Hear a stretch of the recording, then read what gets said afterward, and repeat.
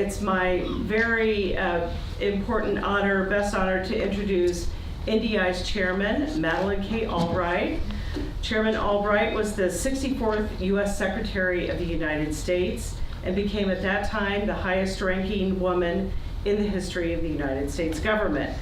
As Secretary of State, Dr. Albright reinforced America's alliances, advocated for democracy and human rights, and promoted American trade, business and labor, and environmental standards worldwide. She does many things. We are honored to have her as chair of NDI, but of the many other things she does, she is a prolific author and has written a number of important books. The most recent one is a must-read for all of you. It's titled Fascism, A Warning. She did not pay me to tell you this, but I read it and I encourage you all to get it and read it soon.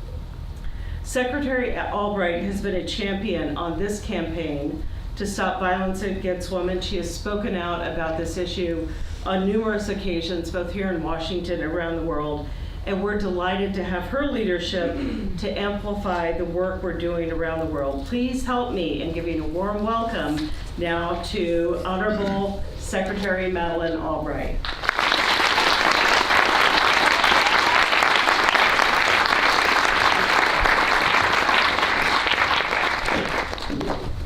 Thank you very much, Sherry, and good evening to all of you. Thank you all for being here. On behalf of the National Democratic Institute, I'd like to also express my thanks to New York University's DC Center for hosting this event. I also want to express my gratitude to NDI's Gender, Women, and Democracy team, led by Sandra Pepera, for their incredible work on the issue that brings us together this evening, safeguarding women in politics. Now, I've been associated with NDI for nearly 35 years. And one thing that I've learned is that when democratic movements of any type arise, they inspire and liberate. But they also generate opposition from those who have power and refuse to share it. This opposition takes many forms, but violence is one of them. In Honduras, in early 2016, the environmental activist Berta Caceres was gunned down because she threatened to derail a controversial dam project. In June of the same year, British parliamentarian Jo Cox was shot and stabbed to death because of her support for the European Union and legal immigration. The man who killed her called her a, and I quote, traitor to white people.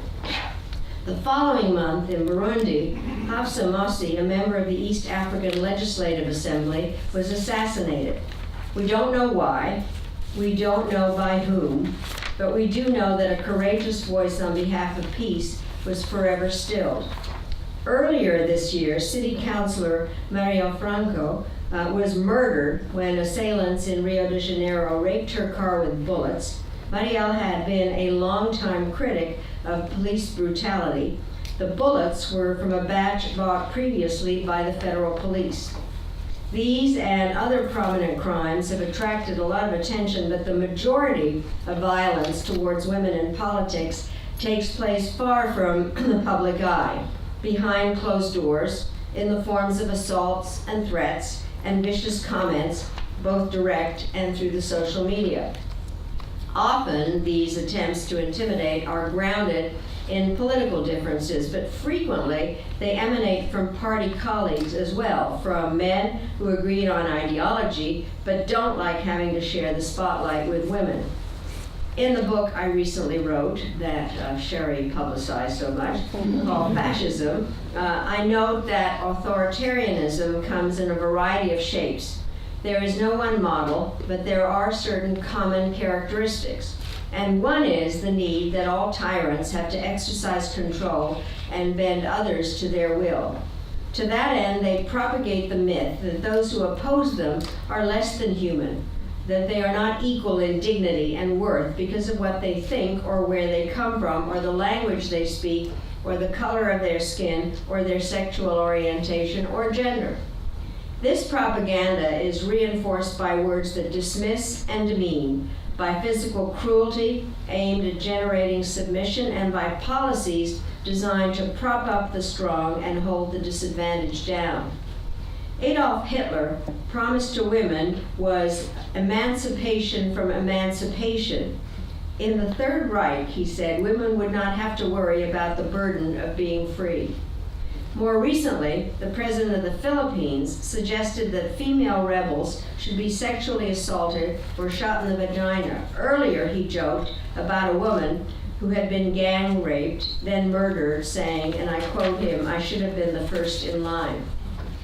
In too many countries today, including Hungary, Venezuela, and Turkey, authoritarian leaders have grabbed the pendulum of history and swung it into reverse. Women are among the principal targets when civil society is repressed, journalists are thrown in jail, judicial systems lose their independence, and elections are drained of their meaning, because that is when the voices of change are drowned out and the status quo, controlled by the fraternal order of despots, is reaffirmed. Here in the United States, those of us who followed the 2016 presidential campaign don't have to dig very deep into our memories to recall the 6 signs, slogans, and sneers. As for Russia, I wish someone would remind Vladimir Putin of his rightful place in history. After all, his first name isn't Catherine, and his last name isn't Great. As I said, there are many models of tyranny, from outright fascism to what some have labeled illiberal democracy. But dictators of all stripes count on good people failing to act as they should, either because they're confused, divided, or afraid. Democracy, however, depends on people who have the courage to speak up, join together, and fight back against injustice. It depends on people who refuse to be intimidated or to bury their ideals, people who insist on the truth. And that's why NDI launched its Not the Cost campaign more than 2 years ago, to ensure that women everywhere have a fair chance to participate in the political life of their countries. With that purpose in mind, we are employing every tool at our disposal, from the use of focus groups to connections made through social media, to the design of election observer missions, to the drafting of model laws, to the mobilization of public opinion around the equator and from pole to pole. This is an incredibly complicated and challenging issue, but I'm very proud to say that we are making progress. We achieved an important milestone earlier this month when the United Nations Special Rapporteur on Violence Against Women, Dubravka Simonovic, presented the first ever report on this issue to the UN General Assembly. We at NDI were pleased that many member states are already responding to her call for victims to be encouraged to speak up and perpetrators to be held accountable. Tonight marks another very important moment in our campaign, with the launch of a new safety planning tool and the first ever Women's Political Participation Risk Index. This safety planning tool, called Think 10, grew out of our conversations with female political activists around the world. By and large, these women are aware of the risks of engaging in politics and worried about the prospect of violence. But while some are discouraged from participating, the vast majority want to know what they can do to stem some of those risks. So what Think 10 will provide is a way for women to take informed steps to enhance their safety. We cannot reduce the risk to zero, but we can empower women to take back some control. NDI's Women's Political Risk Participation Index will also help in this effort. For the first time, it's going to provide a baseline to measure each country's progress on this issue, and it will call attention to a problem that has been swept under the rug for far too long. We are fortunate to live in an era when the world is beginning to wake up to the challenge of gender-based violence. And just a few weeks ago, the Nobel Peace Prize was awarded to Dr. Denis Mukwege, a Congolese gynecologist who has treated thousands of rape victims, and Nadia Murad, a Yazidi woman who was held as a sex slave by ISIS. It's so important to lift up the courageous voices who are on the front lines of this battle. And that is why I'm delighted that we will be hearing shortly from another very brave young woman, Farida Bemba Naburema. We recognize in all that we do what we can. Women alone, like a man alone, can be made to feel fear. But when women are united, no one can push us around. So let me be clear. For women, violence is not a rightful or inevitable cost of participation in politics. Participation in politics is the way we will end violence against women. I want to leave you with one request, which I hope you will share with women and friends of women everywhere.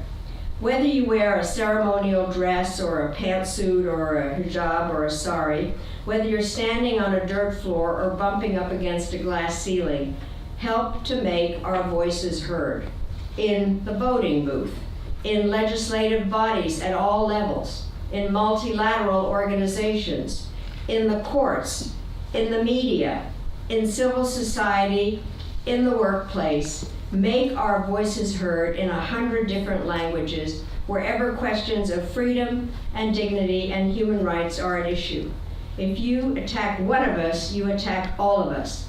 But if you stand with us, we can and we will make the world freer, more peaceful, and more just than it ever has been. It took me a long time to find my voice. Now that I have it, I am not going to shut up. So thank you very, very much.